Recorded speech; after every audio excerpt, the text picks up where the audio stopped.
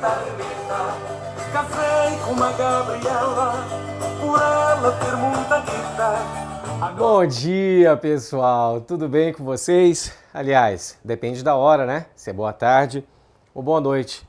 Professor Alex Paletó, mais uma vez uma aula de história. E não à toa estou aqui um mix misturado entre realeza, entre os traços indígenas. Por que isso?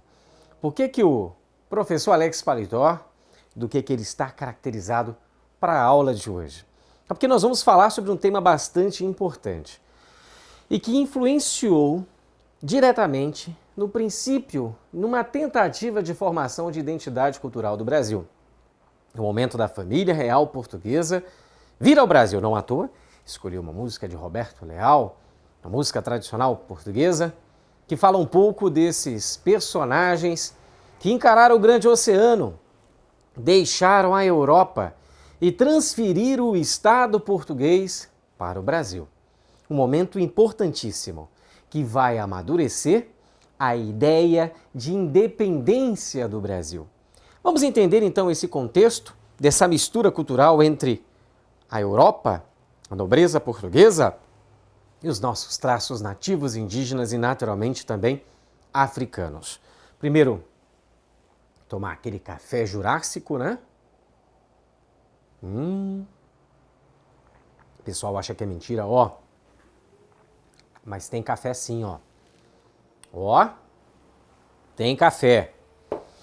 Vamos começar a aula e para a gente começar a nossa aula, a gente tem que olhar para essa imagem.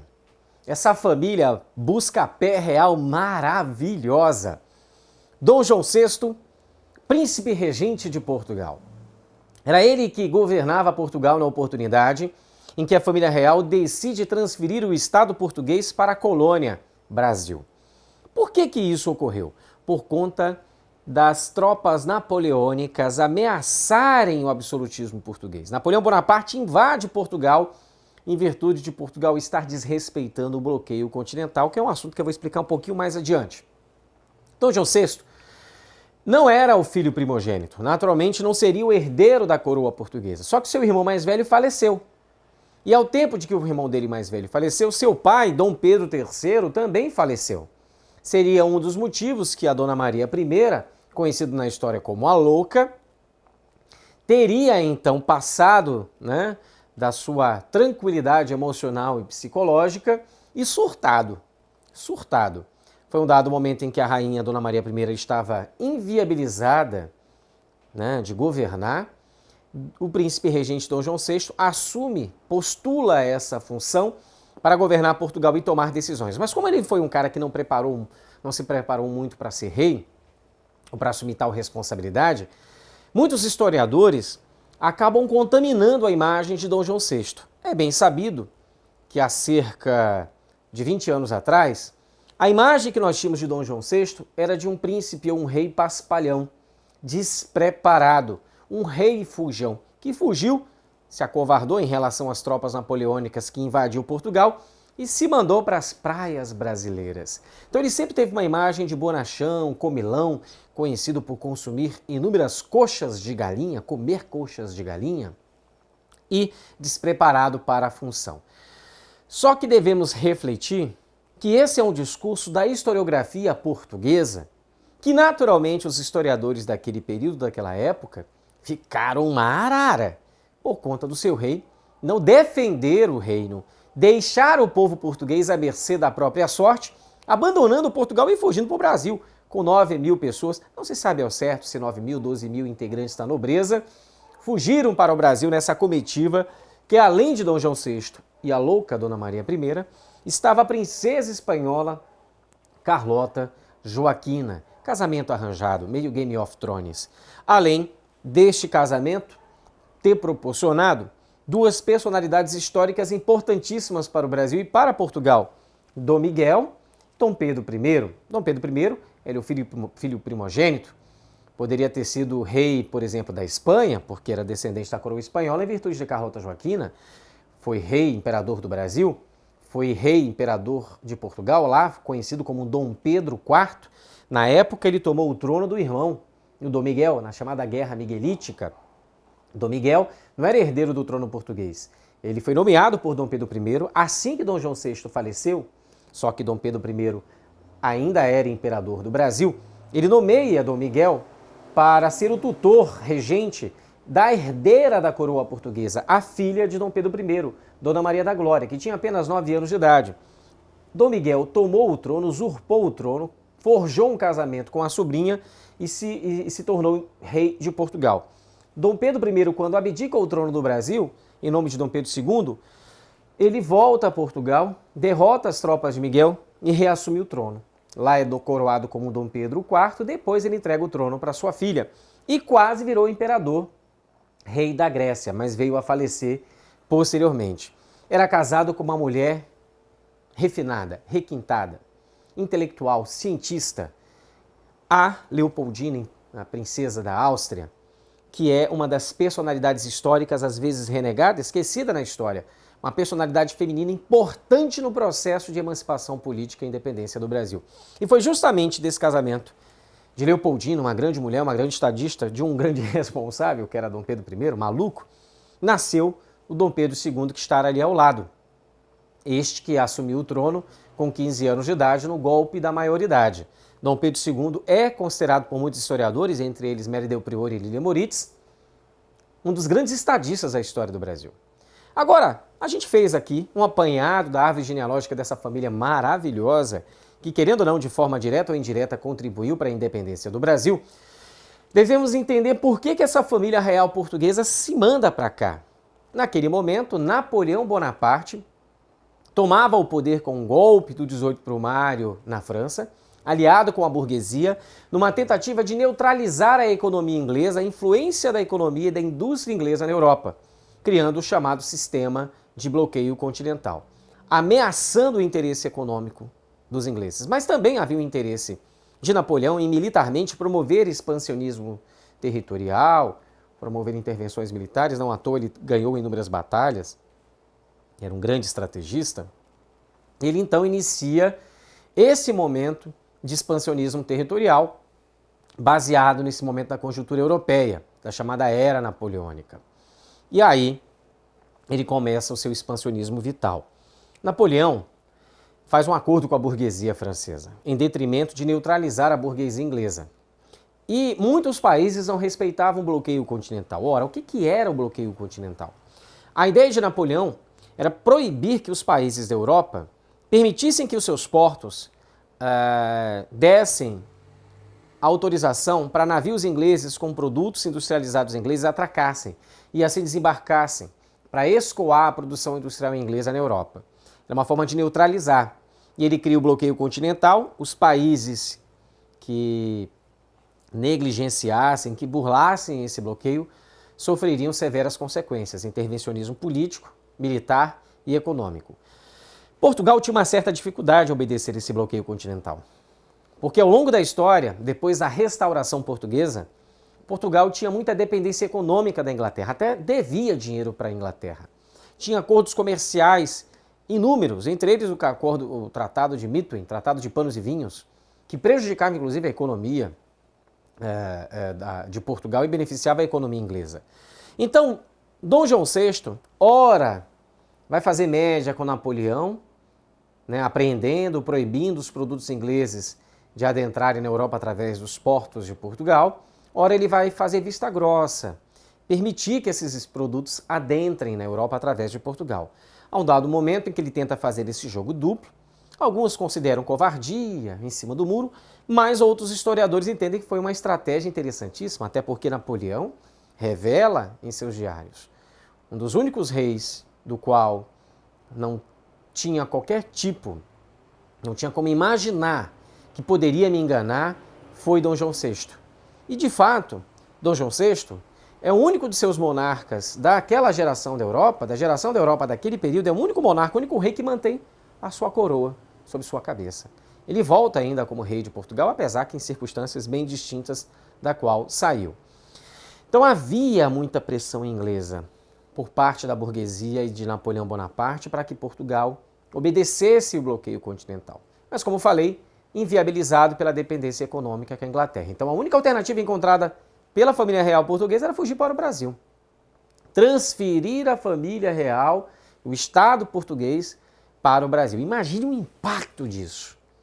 Você transferir 9.000 pessoas da nobreza do Estado português para o Brasil, que ainda era uma colônia, não tinha casas suficientes, não tinha uma economia suficiente para receber tanta gente. E a primeira iniciativa da família real, de Dom João VI, quando chega no Brasil, era abrir os portos às nações amigas. Mas que nações? Portugal e Espanha invadidas pela França. A região da Itália, a região da Alemanha, a Áustria e outras localidades, todas elas invadidas pelas tropas napoleônicas. A única nação que não sofreu esse mal foi a Inglaterra. A Inglaterra, então, passa a ter acesso direto às matérias-primas extraídas aqui do Brasil. E ela terá exclusividade em fornecer produtos manufaturados e industrializados para o Brasil, ao preço que bem entender, ao seu bel prazer. Então a chegada da corte portuguesa, trouxe algumas coisas interessantes para o Brasil. Além da abertura dos portos às nações amigas, apesar disso beneficiar exclusivamente a Inglaterra, proporcionou o contato do Brasil com o mercado mais direto, sem atravessadores, que no caso eram os portugueses naquela oportunidade. Então, ao desembarcar no dia 22 de janeiro de 1808, o Brasil começa a se transformar com a presença aqui da família real. E a partir daí começa a se criar uma estrutura no Brasil, com o intuito de amenizar as diferenças de uma corte na Europa, agora estando nos trópicos. Na oportunidade, Dom João VI quis se vingar de Napoleão e acabou invadindo a Guiana Francesa, além também de invadir a Cisplatina, uma região pertencente à Espanha, para se vingar do irmão de Carlota Joaquina, que teria feito um acordo com Napoleão Bonaparte, o rei da Espanha, naquela oportunidade, faz um acordo com Napoleão, permitindo com que tropas francesas adentrassem em território espanhol para ocupar Portugal. E aí, Dom João VI, como uma forma de se vingar de Napoleão, invade a Cisplatina, que hoje é o Uruguai. Enfim, nesse cenário, devemos lembrar que o Brasil, em 1815, foi elevado à condição de Reino Unido, justamente na oportunidade em que temos o falecimento recente da Rainha de Portugal, Dona Maria I. Dom João VI não queria ser coroado rei de Portugal em uma colônia, eleva o Brasil à condição de Reino Unido. E aí algumas instituições são criadas no Brasil para dar um ar mais europeu, um ar mais urbano. Tivemos a criação da Escola de Medicina, a Escola de Direito, a Escola do Exército, a Escola da Marinha, a criação da imprensa régia, não era permitido imprimir livros e nem jornais no Brasil, a criação do Jardim Botânico, o princípio já da criação da Biblioteca Nacional, da Escola de Belas Artes, teremos a criação do Banco do Brasil para proporcionar o financiamento e o desenvolvimento da agricultura, que antes era monocultura, agora temos um mercado interno consumidor por conta da presença da família real e toda a sua corte aqui no Brasil. Também para financiar a industrialização. É permitido, através do alvará de industrialização, as primeiras indústrias no Brasil. Então o Brasil, de certa forma, começa a evoluir. E isso tudo se dará também de forma política com a sua elevação a Reino Unido. Napoleão Bonaparte é derrotado na Batalha de Waterloo pelos ingleses e seus aliados, em território belga. Nessa oportunidade, Napoleão será detido, preso. Napoleão, então, não era mais uma ameaça para Portugal. Mas Dom João VI permanece no Brasil. Ele não quer ir para Portugal. Muitos problemas. Ele abandonou Portugal, levou todo o dinheiro de Portugal, do Banco de Portugal, trouxe para o Brasil. A população não estava muito feliz com seu líder máximo. Ele permite que os ingleses venham administrar Portugal. Olha só que loucura. Ele sai de Portugal fugindo, deixando seu povo e rouba o seu povo. Depois vêm os franceses com as tropas napoleônicas, roubam os portugueses. Agora serão os ingleses que irão explorar esse mercado. Então a população portuguesa não estava muito feliz com o nosso querido Dom João VI. Então ele não tinha motivo para permanecer no Brasil, mas ele não queria voltar a Portugal, porque ele teria que lidar com muitos problemas. Ele fica no Brasil, eleva os impostos com a justificativa de melhorar as estruturas governamentais no Brasil. O aumento desses impostos gera um descontentamento generalizado e outras questões também. Gera a Revolução Pernambucana de 1817. Eles não aguentavam pagar tantos impostos. O Nordeste se sentia abandonado desde a queda da produção açucareira. Então, Pernambuco, Paraíba, Rio Grande do Norte, Ceará, castigados pela seca nordestina, pela miséria, pela falta de investimentos, acabam liderando essa revolta no dia 8 de março, estabelecendo em Recife um novo governo, um governo independente do Brasil. Então, tudo isso provocado por profissionais liberais, comerciantes, entre eles o comerciante José Martins, bastante articulador naquela região de Pernambuco, do Nordeste, que cria realmente um projeto de contestação à presença da família real portuguesa no Brasil. Era um movimento que, num primeiro momento, tinha um caráter elitista, não tinha qualquer tipo de perspectiva de grandes mudanças estruturais. Mas, de fato, o que vai ainda piorar as relações dos brasileiros com Dom João VI é um tratado que ele assina com os ingleses, o Tratado de Comércio, Navegação e Aliança e Amizade, que vai taxar os produtos brasileiros e portugueses a 24% e os produtos ingleses a 15%. Então, os brasileiros se sentem prejudicados por esse acordo de Dom João VI com a Inglaterra, levando à intensidade desse movimento que terá grandes proporções, né?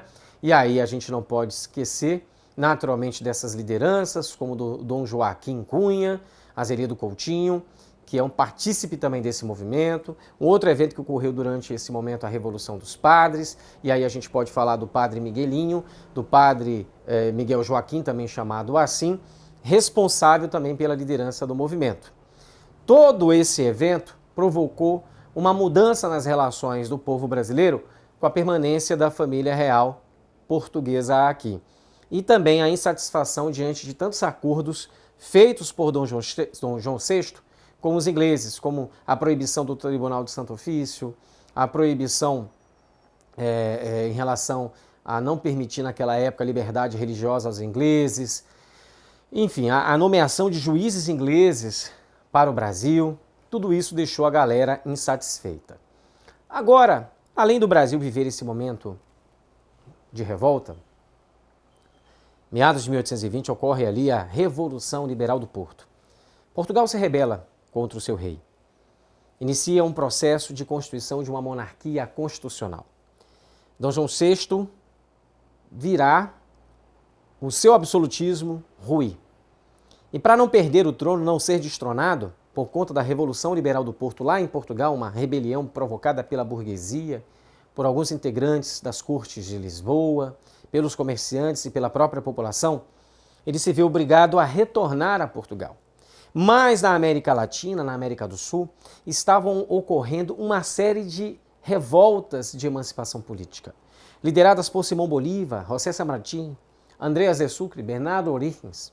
Esses caras, chamados de libertadores da América, provocam a independência do Peru, da Bolívia, da Argentina, do Paraguai, da Venezuela, da Colômbia, do Equador, ou seja, há uma fragmentação territorial de uma antiga colônia espanhola, sob a liderança desses caudilhos, como Simão Bolívar, promovendo reforma agrária, criação de república, voto universal. Dom João VI fica preocupado com a possibilidade desse movimento também vir ao Brasil. E daí, naturalmente, ele fala para Dom Pedro, fique aqui como príncipe regente do Brasil, Dom Pedro I, se alguém tiver que fazer essa revolução, faça você, não permita que nenhum aventureiro faça. E aí Dom Pedro fica aqui para proteger o Brasil e garantir a regência do Brasil, a autonomia do Brasil em relação a Portugal e não permitir que forasteiros pudessem aqui criar um novo modelo político para o Brasil. Essa história a gente já conhece. Dom Pedro I fica e será ele o cara que vai proclamar a nossa independência. Pessoal, espero que todos vocês tenham gostado da nossa aula de hoje. A gente falou um pouco sobre a vinda da família real portuguesa para o Brasil e no que isso interferiu na formação da nossa identidade, da nossa cultura e na independência do Brasil.